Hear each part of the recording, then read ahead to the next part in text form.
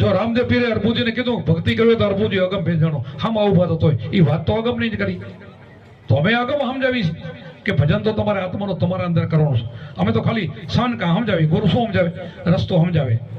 કરવાનું તો તમારે ભજન તો અંદર આત્માનું કરવાનું છે ને.